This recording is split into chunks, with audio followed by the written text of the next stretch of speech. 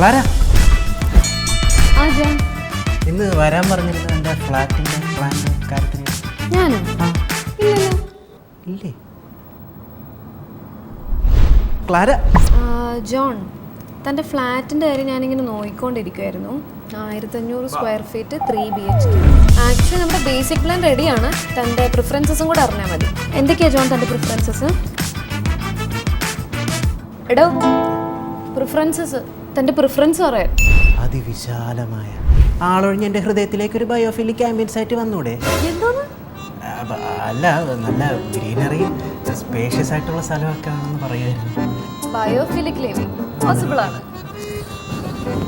പിന്നെ ജീവിതം പ്രകാശഭരിതമാക്കുന്നതിൻ്റെ പ്രതീകമായി സോളാർ പാനലിലേക്കുള്ള സൂര്യ വെളിച്ചമെന്നോണം ക്ലാരൻ്റെ ജീവിതത്തിലേക്ക് വരില്ലേ?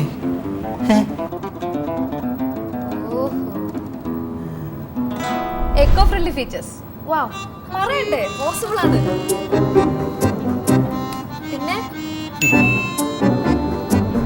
എനിക്കിനി കാത്തിരിക്കാൻ പറ്റൂല. ഒരു പോസിറ്റീവ് ആയിട്ടുള്ള മറുപടി ഡെലിവറി ചെയ്യാൻ തന്നെ കൊണ്ട് പറ്റുമോന്ന്? എന്താ പറഞ്ഞേ? അല്ല, കറക്റ്റ് ടൈമിന് പണിയൊക്കെ കഴിഞ്ഞ് ഫ്ലാറ്റ് ഡെലിവറി ചെയ്യാൻ പറ്റുമെന്നേ. സമയം പൊയ്ക്കൊണ്ടിരിക്കുവാണല്ലോ. Oh, on time delivery. Of course it's possible.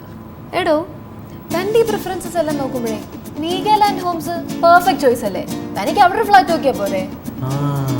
Veegaland Holmes ആണെങ്കിൽ പിന്നെ ഒന്നും നോക്കാനില്ല, അത് മതി. അതാകുമ്പോൾ കല്യാണവും പാല് കാച്ചും ഒരുമിച്ച് നടത്താമല്ലോ അല്ലേ? ആ, താൻ നടത്തിക്കോ.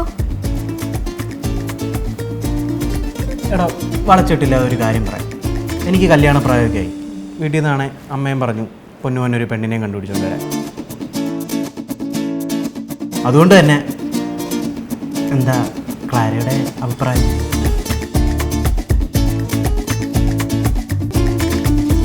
So that we can build a home together and start a new family.